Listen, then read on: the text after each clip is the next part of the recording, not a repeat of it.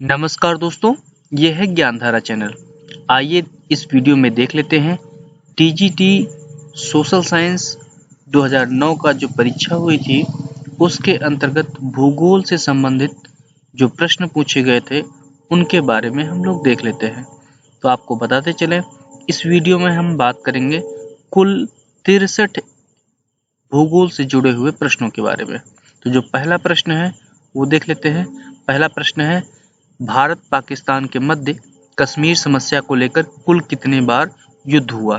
तो 4, 5, 3, 2। तो ऑप्शन 3 सही है। क्यों? क्योंकि पहला जो युद्ध हुआ था वो 26 अक्टूबर 1947 से शुरू हुआ था, 1948 में समाप्त हुआ था। पहला युद्ध हुआ था। दूसरा हुआ 1965 में कच्छ के रण को विवाद को लेकर के, और तीसरा युद्ध जो हुआ था वो हुआ था कारगिल युद्ध 1999 में। तो ये आपका हो गया, ठीक है। अब उसके बाद आप बताइए कि चीन से कितनी बार युद्ध हुआ है भारत का, वो आप मुझे कमेंट बॉक्स में पोस्ट करिए और कब हुआ, ठीक है। आइए अगला देख लेते हैं प्रश्न सौरमंडल से। जब ग्रीनविच में दोपहर के 1 बजे हों तो उस समय भारत का मानक समय क्या होगा? इस तरह से प्रश्न दिया हुआ। आपको मालूम है कि जो ग्रीनविच रेखा है, ग्रीनविच रेखा से भारत का जो इंडियन स्टैंडर्ड टाइम है उनके बीच 5.5 घंटे का अंतर होता है, और 5.5 घंटे जो अंतर है वो धनात्मक होता है। मतलब अगर ग्रीनविच पर 1 बजा है तो 1 + 5.5 कुल कितना हो जाएगा? शाम का जो है 6:30, ठीक है। तो ये आप आसानी से जोड़ सकते हैं। और वैसे भी आपको मालूम है कि पृथ्वी 4 मिनट में एक देशांतर घूमती है। कुल 360 डिग्री देशांतर घूमने में पृथ्वी को 24 घंटे लगते हैं, और ग्रीनविच पर अगर दोपहर के 12 बजते हैं तब ग्रीनविच से पूर्व पे 15 डिग्री पे जाने पे 1 घंटा आगे होता है। इस तरह से भारत का जो मानक समय निर्धारित किया गया है वो है 82.5 डिग्री। और 82.5 डिग्री अगर हम देखें, 15 डिग्री पे 1 घंटे अगर आगे बढ़ता है तो कुल 5.5 घंटे आगे है भारत का मानक समय ग्रीनविच से। तो इस आधार पे क्या होगा? शाम का 6:30 बजे। अगला प्रश्न देख लेते हैं। अंतरराष्ट्रीय तिथि रेखा कौन सी मानी जाती है? 180 डिग्री। ये इसके पहले भी पूछा गया है, तो आप उसको भी ध्यान रखिएगा। इसके पहले वाले भी पूछा गया है, इसीलिए पेपर सॉल्व करना इसलिए जरूरी है क्योंकि बहुत से questions as it is repeat हो जाते हैं। अगर एज इट इज नहीं रिपीट होते हैं फिर भी आपको एक कॉन्फिडेंस रहता है पेपर सॉल्व करने में। अगला प्रश्न देख लेते हैं। सूर्य का सबसे नजदीकी ग्रह कौन सा है? तो सूर्य का सबसे नजदीकी ग्रह कौन सा है? बुध। अब बताइए सबसे दूर कौन सा ग्रह है? आप हमें कमेंट बॉक्स में पोस्ट करिएगा। अगला प्रश्न है कि कांट ने पृथ्वी की उत्पत्ति से संबंधित किस परिकल्पना का प्रतिपादन किया? तो कांट ने किसका किया था? वायव्य राशि की परिकल्पना को, ठीक है। तो कांट ने वायव्य राशि की परिकल्पना को प्रतिपादित किया था, gaseous hypothesis of earth origin, ठीक है। अब उसके बाद आप देखिएगा 5 नंबर प्रश्न कि एक नाविक के लिए निम्नलिखित में से कौन सा अधिक उपयोगी है? मर्केटर प्रक्षेप, नौमानिक प्रक्षेप, मालवीड या जाविकी? तो अब मर्केटर प्रक्षेप जो है वो नाविक के लिए सबसे ज्यादा प्रयुक्त होता है। सौरमंडल का सबसे बड़ा ग्रह कौन सा है? तो बृहस्पति है, सभी लोग जानते हैं। तो सौरमंडल जो है, सौरमंडल का जो सबसे बड़ा ग्रह है वो कौन सा है? बृहस्पति है, जो सूर्य से दूरी के स्थान पे 5वें नंबर पे आता है। बुध, शुक्र, पृथ्वी, मंगल, और उसके बाद 5वें स्थान पे कौन सा आता है? बृहस्पति आता है। और बृहस्पति के बाद शनि, उसके बाद वरुण, अरुण, और उसके बाद वरुण, और उसके बाद प्लेटो है, प्लेटो को निकाल दिया गया। तो आइए देख लेते हैं आपका अगला प्रश्न कि पृथ्वी की उत्पत्ति की निहारिका परिकल्पना का प्रतिपादन किसने किया था? कांट, मोल्टन, हॉयल या लाप्लास?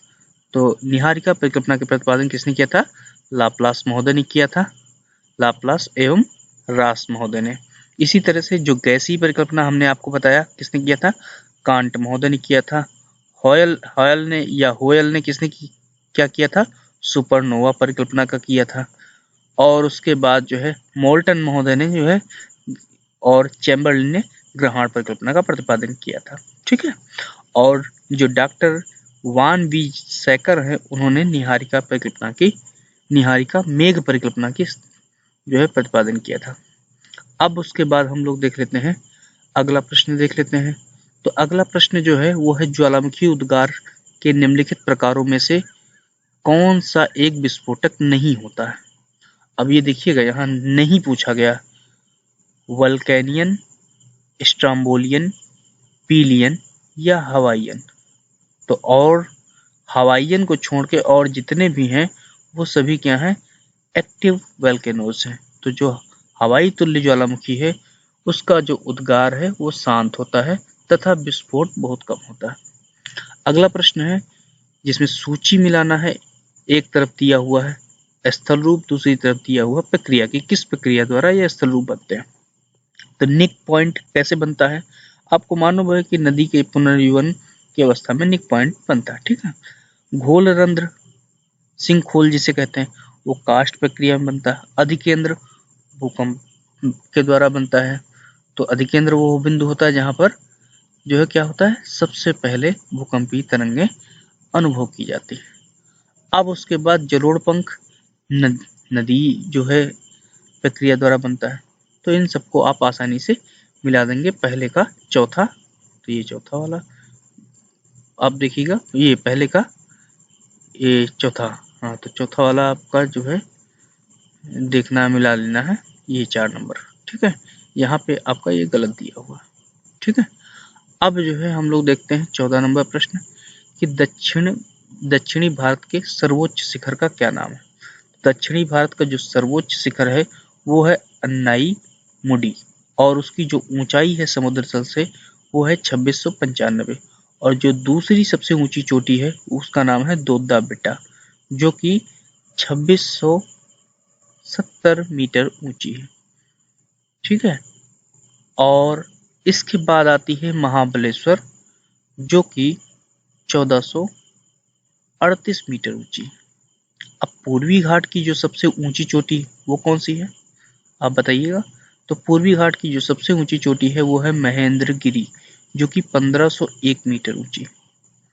अब देख लेते हैं अगला प्रश्न कि महाद्वीपों एवं महासागरों की उत्पत्ति संबंधी चतुष्फलक सिद्धांत किसने दिया था या किससे संबंधित है। तो लोथियन ग्रीन दिया हुआ, होम्स, केल्विन, वेगनर। तो लोथियन ग्रीन महोदय ने जो है महासागरों एवं महाद्वीपों की उत्पत्ति संबंधी जो है चतुष्फलक सिद्धांत दिया था, ठीक है। इन सब के बारे में हम लोग डिटेल में वीडियो अपलोड करेंगे, जिसमें आपको लेक्चर्स के द्वारा, आपको मैप्स के द्वारा सब पढ़ाया जाएगा। अभी हम लोगों का केवल ध्यान है देखना है कि किस प्रकार से प्रश्न पूछे जाते हैं और उनको समझना है, उनका एक पैटर्न समझना है। तो महासागर और महाद्वीप जो है प्रथम श्रेणी के उच्चवच कहलाते हैं, ऐसा आपको मालूम ही है। अब जो है हम लोग चलते हैं अगला कि स्टैलेक्टाइट एक स्थलाकृति कैसी किसके द्वारा बनी हुई स्थलाकृति है, नदीय भूदृश्य है या वायुड़ भूदृश्य है या हिमानी भूदृश्य है या काष्ठ भूदृश्य है। तो काष्ठ प्रक्रिया या भूमिगत जल द्वारा निर्मित यह एक स्थल रूप है। अब जो है हम लोग देख लेते हैं अगला प्रश्न देख लेते हैं, निम्नलिखित में से कौन सा नदी भ्रंश से प्रवाहित होती है। मतलब कि भ्रंश घाटी से, रिफ्ट वैली से होकर कौन सी नदी प्रवाहित होती है। इस तरफ दिए हुए हैं नर्मदा, लूनी, कावेरी, महानदी। तो आपको मालूम ही है नर्मदा नदी, ठीक है। और नर्मदा नदी के बारे में हम लोग जान लेते हैं कि नर्मदा नदी जो है अमरकंटक के पास से 1057 मीटर की ऊंचाई से जो है निकलती है और विंध्याचल और सतपुड़ा पहाड़ियों के बीच से होकर भ्रंश घाटी में प्रवाहित होती है। और जबलपुर के पास जो है वो भेड़ा घाट की संगमरमर की जो है वो भेड़ा घाट के पास संगमरमर की जो है बनाते हैं, और साथ में जिसे जो क्या कहते हैं धुआंधार जलप्रपात, बहुत ही मनोरम दृश्य होता है, वो आपको देखने को मिलता है। अगला प्रश्न है कि शीतोष्ण चक्रवात निम्नलिखित में से किसके द्वारा अभिलक्षित होते हैं। एक तरफ दिया हुआ वाताग्र, अपसारी बल, उष्ण पवन, शुष्क पवन। तो वाताग्र के द्वारा होते हैं, और वाताग्र में क्या होता है कि भिन्न भिन्न तापमान और आर्द्रता की पवनें जब एक साथ मिलती हैं तब वाताग्र जनन की प्रक्रिया शुरू होती है, ठीक है। और जो पेटरसन महोदय हैं उन्होंने उष्ण, शीत, अधिविष्ट एवं स्थायी वाताग्रों को विभाजित किया है, ठीक है। और हम लोग देख लेते हैं अगला प्रश्न कि निम्नलिखित में से किसका एल्बिडो उच्चतम है? गलनशील हिम का, पच्छाव मेघ का, बालू या कपासी वर्षी मेघ।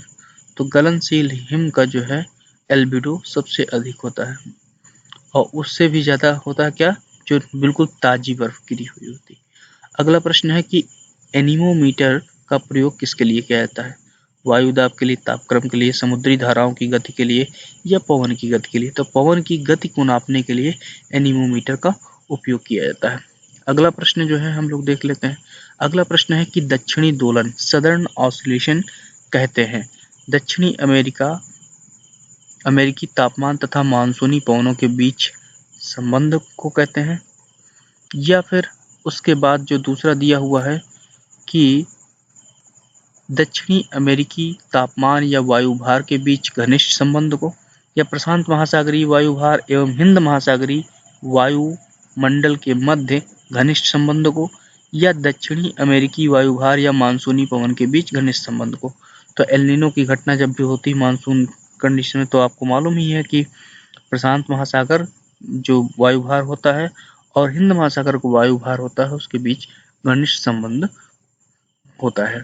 अब जो है हम लोग जो है देख लेते हैं अगला प्रश्न कि सूची 1 को सूची 2 से मिलाना है। एक तरफ सूची दी हुई है समुद्री धारा और दूसरी तरफ दिया हुआ है महासागर। तो एक तरफ है अंगुलहास धारा, एल नीनो धारा, क्यूरिशियो धारा और वेनेजुएला की धारा। दूसरी तरफ महासागर दिए हुए हैं, हिंद महासागर, दक्षिणी अटलांटिक महासागर, उत्तरी प्रशांत महासागर और दक्षिणी प्रशांत महासागर। तो अंगुलहास की धारा हिंद महासागर से जुड़ती है, आपको मालूम है। एल नीनो जो है वो दक्षिणी प्रशांत महासागर में, आपको मालूम है, पेरू के तट के पास। तो ये हो गई।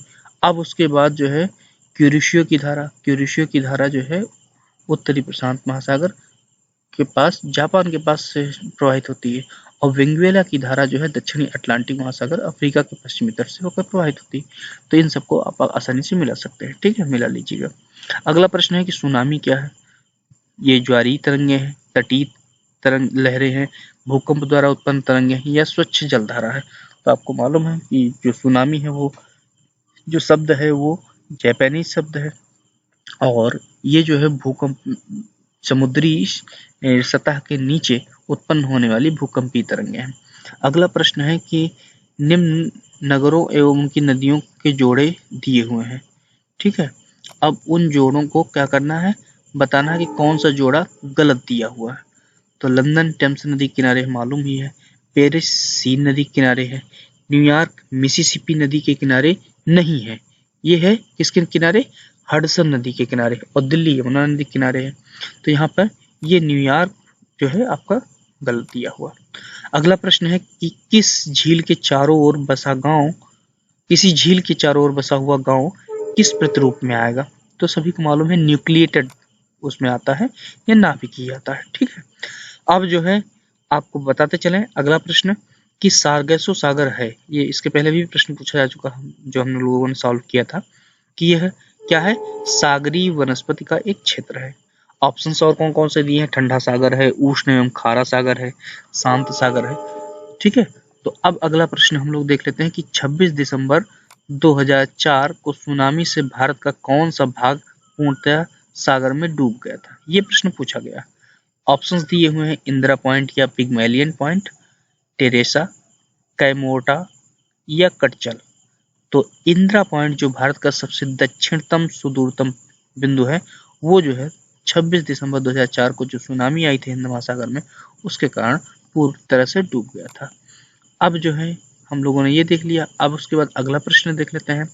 अगला प्रश्न जो पूछा गया है वो पूछा गया है जैवमंडल से कि निम्नलिखित जीवों में से किस एक में स्पीसीज विविधता पाई जाती है? अब स्पीसीज जो विविधता पाई जाती है उसको हम लोग देख लेते हैं। पहला दिया हुआ शीतोष्ण। अब ये भी ध्यान दीजिएगा, प्रश्न पूछा गया कि सर्वाधिक स्पीसीज विविधता किसमें पाई जाती है? शीतोष्ण वन में, या उष्णकटिबंधीय वर्षा वन में, या शीतोष्ण पर्णपाती वन में, या शीतोष्ण घास मैदान में? तो सर्वाधिक विविधता जो पाई जाती है, मैक्सिमम बायोडाइवर्सिटी पाई जाती है, वो ट्रॉपिकल एरिया या ट्रॉपिकल रेन फॉरेस्ट रेंज में पाई जाती है। तो विकल्प नंबर 2 सही है, ठीक है। अब हम लोग देख लेते हैं अगला प्रश्न कि उत्तरी अमेरिका के घास के मैदान को किस नाम से जाना जाता है? तो इसके पहले हमने आपको पूरा बताया था। तो प्रेरीज घास के मैदान के नाम से जाना जाता है। सवाना कहाँ पे है? अफ्रीका और सूडान तुल्य जिसे कहा जाता है, वहां पे हो गया। पंपास कहाँ पाया जाता है? दक्षिणी अमेरिका में जो है पाया जाता है, अर्जेंटीना में। स्टेप्स या स्टेपीज जो है कहाँ पाया जाता है? वो आपको मालूम है कि यूरेशियाई क्षेत्रों में पाया जाता है। अब आपने ये देख लिया। अब मानव भूगोल से हम लोग प्रश्न देख लेते हैं। एक तरफ सूची दी हुई है, एक तरफ दूसरी तरफ दी हुई सूची नंबर 2। एक जो सूची 1 है उसमें जनजातियां दी हुई हैं और सूची 2 में राज्य दिए हुए हैं। तो कौन सी जनजाति किस राज्य में पाई जाती है उसको आपको मिलाना है यहाँ पे। तो कुकी आपको मिलाना है, कुकी, बकरवाल, मोपला, डाफर। तो कुकी कहाँ पाई जाती है? मणिपुर में। बकरवाल कहाँ? जम्मू कश्मीर में। मोपला कहाँ पाए जाते हैं? आपके केरल में। और डाफर पाए जाते हैं गुजरात में। आप इसको मिला लीजिएगा, ठीक है। अब जो है अगला प्रश्न पूछा गया कि निम्नलिखित महाद्वीपों में से किस एक में जनसंख्या वृद्धि की जो दर है वो न्यूनतम है? अब महाद्वीप में सबसे कम कौन सी है? उत्तरी अमेरिका दिया हुआ है, दक्षिणी अमेरिका दिया हुआ, ऑस्ट्रेलिया दिया है, यूरोप दिया। तो यूरोप में जो है जनसंख्या जो वृद्धि दर है, पॉपुलेशन ग्रोथ रेट है, वो न्यूनतम है, मिनिमम है, ठीक है। अब जो है हम लोग देख लेते हैं कि दक्षिणी एशिया के निम्नलिखित देशों में से किस एक में अधिकतम नगरीकरण का स्तर है? श्रीलंका, बांग्लादेश, नेपाल, पाकिस्तान। तो पाकिस्तान में जो नगरीकरण है दक्षिणी एशिया में सबसे अधिक है, जो दिए गए विकल्प है उनमें, ठीक है। तो जो सबसे अधिक है कितना है? वो 2001 के आंकड़ों के अनुसार जो है वो 34.7 था। अब जो है अगला देख लेते हैं कि नदियों के डेल्टाओं के सहारे अधिवास किस प्रतिरूप के होते हैं? अरीय प्रतिरूप, तारानुमा प्रतिरूप, पंखा प्रतिरूप या अनियमित प्रतिरूप। तो अरीय प्रतिरूप प्रकार के जो है पाए जाते हैं। इसमें होता क्या है कि मकानों और मार्गों के बीच की स्थिति के क्रम एवं अवस्था के आधार पर निश्चित किया जाता है। जहां गांवों में कई मार्ग आकर मिलते हैं, अरीय प्रतिरूप बहुत से सड़क या मार्ग आकर मिलते हैं वहां पर बनता है, ठीक है। अब हम लोग देख लेते हैं अगला प्रश्न कि बुशमैन कहाँ पर रहते हैं। तो ऑप्शन दिए हुए हैं, सहारा रेगिस्तान, गोबी रेगिस्तान, कालाहारी रेगिस्तान और थार। तो कालाहारी में पाए जाते हैं ये लोग बुशमैन, ठीक है। ये हमने आपको बताया था। गोंड प्रचुरता में पाए जाते हैं। कहाँ पे पाए जाते हैं? दक्षिण भारत, उत्तर भारत, मध्य भारत, उत्तरी पूर्वी भारत। तो मध्य भारत में पाए जाते हैं। तो गोंड भारत की क्या है? सबसे ज्यादा आबादी वाली जनजाति है, ठीक है। सबसे ज्यादा पाई जाती है, जो मुख्यतः उड़ीसा, मध्य प्रदेश, गुजरात, महाराष्ट्र, आंध्र प्रदेश में पाई जाती है। अब जो है हम लोग देखते हैं अगला प्रश्न पूछा गया कि कयाक नामक नाव कौन प्रयोग करता है? युकागीर, सैमुअट्स, बुशमैन या एस्किमो। तो एस्किमो हमने आपको बताया था, इसके पहले बताया भी था ना, जो है उसको क्या कहते हैं कयाक। अगला प्रश्न जो है कि विश्व में जनसंख्या की दृष्टि से भारत का चीन के पश्चात द्वितीय स्थान है। तृतीय स्थान किस देश का है? तो पहले नंबर पे जानते हैं जनसंख्या में क्या है? चीन है, दूसरे पे भारत है, तीसरे पे जो है वो है संयुक्त राज्य अमेरिका या यूएसए, ठीक है। अगला प्रश्न जो पूछा गया है आर्थिक भूगोल से कि एक तरफ सूची दी हुई है जिसमें कृषि के प्रकार दिए हुए हैं, दूसरी तरफ जो सूची दी हुई है उसमें कृषि से संबंधित क्षेत्र दिए हुए हैं, जैसे स्थानांतरित कृषि, जीविका कृषि, वाणिज्य कृषि और रोपण। और दूसरी तरफ जो कृषि से संबंधित क्षेत्र हैं, अमेरिका का प्रेरी प्रदेश, गंगा के डेल्टा, असम के बागान, नागा पहाड़ियां। तो जो स्थानांतरित कृषि है या शिफ्टिंग कल्टीवेशन है वो नागा पहाड़ियों में की जाती है, झूम खेती जिसे कहते हैं। दूसरा जो है जीविका कृषि, जो अपनी जीवित रहने के लिए जो लोग अपने गहन कृषि के टाइप करते हैं, तो वो गंगा के डेल्टा में की जाती है। वाणिज्यिक कृषि कहाँ की जाती है? अमेरिका के उत्तरी प्रेरी प्रदेश में। इसी तरह से रोपण कृषि जो होती है, प्लांटेशन एग्रीकल्चर, वो कहाँ है? वो असम के चाय के जो बागान होते हैं उन बागानों में। तो आप इसको मिला सकते हैं इसे। अब इसी तरह से अगला प्रश्न हम लोग देख लेते हैं क्या है। अगला प्रश्न है कि निम्नलिखित देशों में से कौन सा एक वोल्फ्राम या टंगस्टन अयस्क का प्रमुख उत्पादक देश है? ऑस्ट्रेलिया, चीन, रूस, इंडोनेशिया। चीन है इसमें। अगला प्रश्न दिया कि फार्म ग्रह सामान्यतः कहाँ नहीं पाए जाते हैं? संयुक्त राज्य अमेरिका, कनाडा, ऑस्ट्रेलिया या भारत। तो इसमें जो विकल्प है उसके अनुसार भारत है, ठीक है। क्योंकि ये सभी जो विकसित देश हैं, यहाँ पर जो प्रति व्यक्ति जो खेत का आकार है वो बहुत ज़्यादा पाया जाता है और वहाँ पे ज़्यादातर मशीनीकृत कृषि होती है।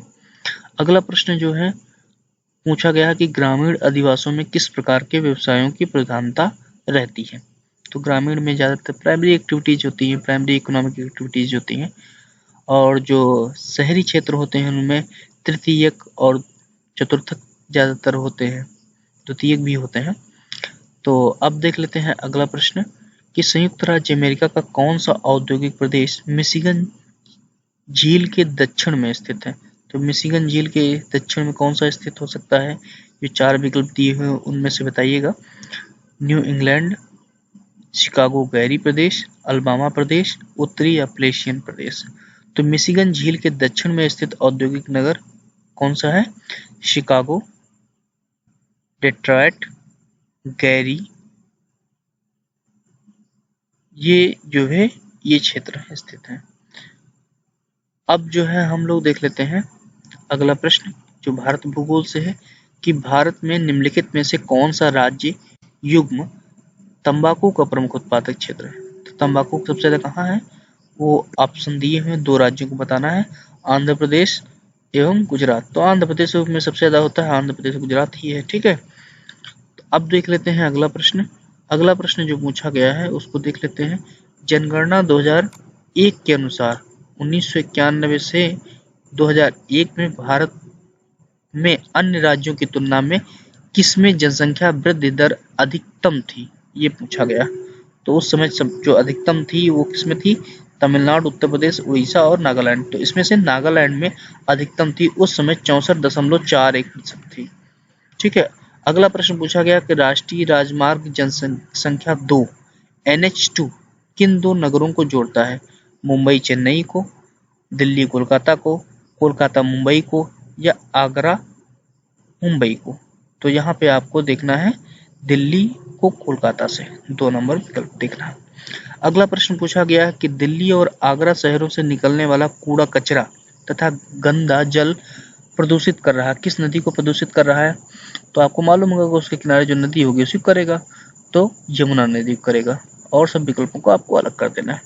अगला प्रश्न है कि भारत के किस राज्य में जाड़े की ऋतु में सर्वाधिक वर्षा होती है, केरल, तमिलनाडु, आंध्र प्रदेश और कर्नाटक। आपने सुना होगा कि चेन्नई में जो है ज़्यादातर बाढ़ आ जाती है, कब, दिसंबर के महीनों में, अक्टूबर या नवंबर के महीनों में। तो जो है जाड़ों में जो सर्वाधिक वर्षा होती है दिए गए विकल्पों में क्या है, तमिलनाडु में। अब जो है अगला प्रश्न हम लोग देख लेते हैं।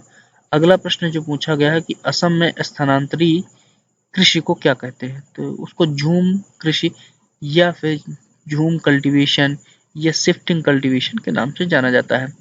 यही जो है आंध्र प्रदेश और उड़ीसा में जो झूम कृषि होती है उसको पोडू कहा जाता है। असम, त्रिपुरा, नागालैंड, अरुणाचल प्रदेश, मिजोरम में से झूम कहा जाता है, और केरल में इसी तरह की जो स्थानांतरणीय कृषि होती है उसे पोनम कहा जाता है। अगला प्रश्न है कि उत्तर प्रदेश में दलदली एवं वनाच्छादित भूमि को किस नाम से जाना जाता है।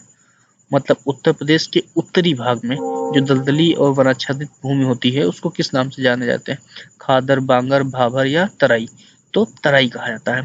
अब इस चारों में आपको अंतर स्पष्ट कर लेना है, आप उसको दिमाग में रिवाइज कर लीजिएगा। अगला प्रश्न है कि सुंदर वन किस प्रकार के वन है, ज्वारी वन है, मानसूनी वन है, शंकुधारी वन है या उष्णकटिबंधीय वन है। तो ज्वारी वन है। ठीक है, आपको बताते चले कि जो भारत के कुल क्षेत्रफल का जो है 6,740 वर्ग किलोमीटर क्षेत्रफल पर ज्वारी वनों या मैंग्रोव वनों का फैलाव पाया जाता है। ये ज्यादातर जो है गंगा, महानदी, गोदावरी, कृष्णा, कावेरी की डेल्टाई भागों एवं अंडमान निकोबार द्वीप समूह में पाए जाते हैं। ठीक है, अगला प्रश्न जो है वो देख लेते हैं कि निम्नलिखित में से कौन सा सुमेलित नहीं है। भावनगर एक तरफ दिया हुआ, कोलकाता दिया, कोयना दिया, कल्पक्कम दिया, उसके सामने क्या उत्पादित करते हैं या किस प्रकार के केंद्र है वो दिया हुआ। तो भावनगर में क्या होता है, ज्वारी विद्युत उत्पादन होता, सही है। कोलकाता में भूतापी ऊर्जा उत्पादित नहीं होती है, और कोयना में जल विद्युत केंद्र है। ठीक है, कल्पक्कम में परमाणु शक्ति केंद्र है। ठीक है, तो आपका 2 नंबर जो है गलत है। ठीक है, अब जो है अगला प्रश्न हम लोग देख लेते हैं कि पणजी किस नदी के किनारे स्थित है? ये देखिएगा, अब पणजी जो है भीमा है या सावित्री है या मांडवी है या वशिष्ठी, तो मांडवी नदी के किनारे जो है ये स्थित है, जो कि सह्याद्री पर्वत से निकलकर अरब सागर में गिरती है। अगला प्रश्न जो पूछा गया है उसको देख लेते हैं। 2001 की जनगणना अनुसार लिंगानुपात की दृष्टि से केरल शीर्ष पर है, द्वितीय स्थान पे कौन सा राज्य या केंद्र शासित प्रदेश है, ये आपको बताना है। तो पांडिचेरी है या अंडमान निकोबार है या तमिलनाडु है या आंध्र प्रदेश है। तो पांडिचेरी जो है सेक्स रेशियो में केरल के बाद दूसरे नंबर पर भारत का राज्य था 2001 की जनगणना के अनुसार।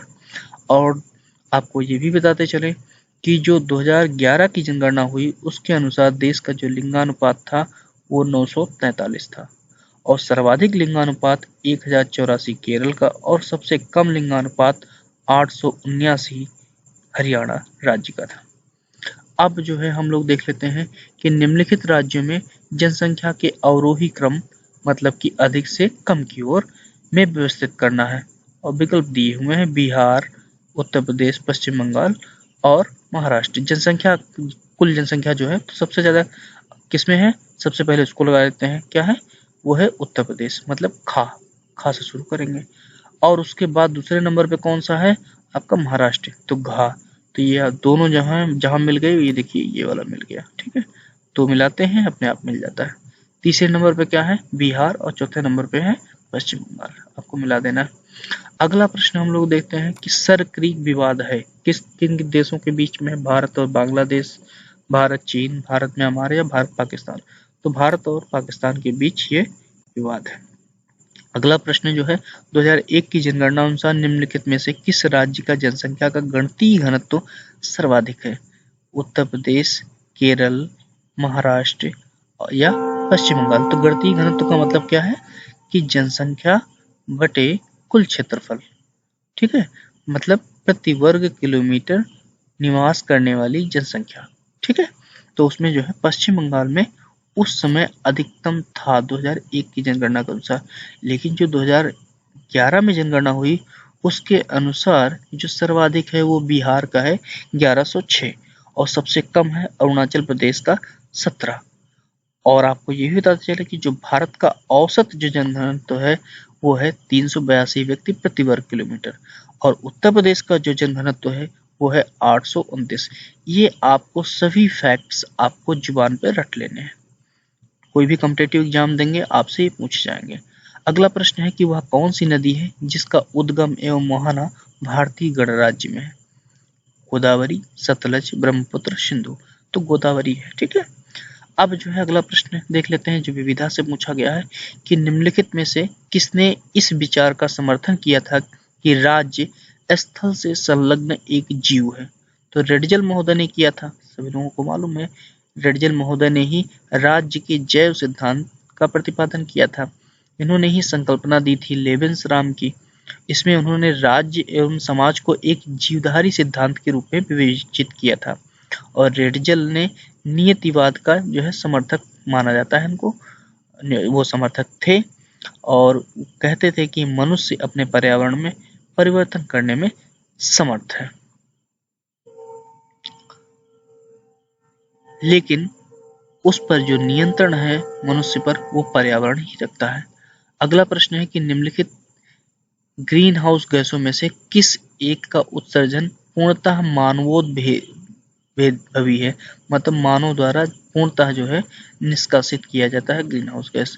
क्लोरोफ्लोरोकार्बन, CFC जिसे कहते हैं, methane, hydrogen sulphide, nitrous oxide. तो CFC जो है वो सबसे ज्यादा कौन करता है, मनुष्य करता है, और ये जो है जो ओजोन परत है उसके क्षरण में प्रमुख रूप से सहायक भी है। अगला प्रश्न जो पूछा गया है कि भूगोल का जनक किसे कहा जाता है, टालमी, अरस्तु, उसके बाद जो है कांट या इरेटास्थनीज। तो अब देखिए यहाँ पे आपको फंस गया चक्कर, यहाँ पे हिकैटियस कहीं नहीं दिया हुआ। तो भूगोल का जो जनक है, फादर ऑफ ज्योग्राफी है, वो है हिकैटियस, लेकिन बहुत से लोग मानते हैं इरेटास्थनीज। आपको स्पष्ट कर दूं कि जो इरेटास्थनीज हैं वो क्या है, उन्होंने सबसे पहले भूगोल शब्द दिया था, ज्योग्राफिया शब्द दिया था, लेकिन उन्हें भूगणित का जनक कहा जाता है, जियोडेसी का कहा जाता है, न कि भूगोल का। अब देख लेते हैं अगला प्रश्न कि भूदृश्य संरचना प्रक्रम और अवस्था का परिणाम होता है। यह किसका कथन है? तो डेविस महोदय का है। डेविस का ये त्रिकूट कहे जाते हैं, स्ट्रक्चर, प्रोसेस एंड स्टेज, संरचना, प्रक्रम एवं अवस्था। अगला जो है हम लोग देख लेते हैं प्रश्न कि भौगोलिक पर्यावरण के प्रभाव नामक ग्रंथ के लेखक कौन है? तो भौगोलिक पर्यावरण प्रभाव के जो लेखक हैं वो हैं Ellen Churchill Semple. Ellen Churchill Semple कैसे हैं? इसे जो इंग्लिश में किताब थी वो था इन्फ्लुएंसेस ऑफ ज्योग्राफिक एनवायरनमेंट। ठीक है, यहाँ पे आपका जो है गलत दिया हुआ है 1 नंबर, जबकि इसका उत्तर क्या है? कुमारी एलन चर्चिल सैंपल। ठीक है, ये आपका है। अब जो है हम लोग देख लेते हैं, अगला देख लेते हैं प्रश्न। आपका लास्ट प्रश्न है इस श्रृंखला का, वो है कि सूची 1 को सूची 2 से मिलाना है। एक तरफ भूगोलवेत्ताओं के नाम दिए हैं और उनकी राष्ट्रीयता दी हुई। तो रेडजल महोदय कहाँ के थे? जर्मनी के। सैंपल संयुक्त राज्य अमेरिका के। डडले स्टैम्प जो है ग्रेट ब्रिटेन के, और ब्लास जो थे वो फ्रांस के थे। इनको आप आसानी से यहाँ से मिला सकते हैं। ठीक है, अब जो है ये आपने सभी 63 पेपर्स कर लिए। इसके पहले की वीडियो में टीजीटी जो यूपी टीजीटी 2013 है और यूपी टीजीटी 2009 उनके पेपर्स अपलोड किए जा चुके हैं। अब ये हो गया जो है आपका 2009 का। ठीक है, तो इस पेपर को आप सॉल्व करिएगा और जो प्रश्न हमने आपको 1-2 बोले हैं उनको आप कमेंट बॉक्स में डालिएगा, और उम्मीद है ये आपके लिए लाभकारी रहा होगा पेपर। इसी तरह से और भी ज्योग्राफी के पुराने पेपर्स को मैं अपलोड करता रहूँगा। आप लोग अपने मित्रों को, जो भी लोग ज्योग्राफी से कॉम्पिटिटिव एग्जाम्स की तैयारी कर रहे हैं, चाहे वो असिस्टेंट प्रोफेसर के लिए हो, यूजीसी नेट जेआरएफ के लिए हो, या फिर टीजीटी पीजीटी के लिए हो, या एसएससी की तैयारी कर रहे हो, या वनडे एग्जाम कोई भी हो, किसी भी तरह के आप तैयारी कर रहे हैं, चैनल को सब्सक्राइब करिए, बेल आइकन दबाइए, जिससे कि आपको लगातार जानकारियाँ मिलती रहे। धन्यवाद।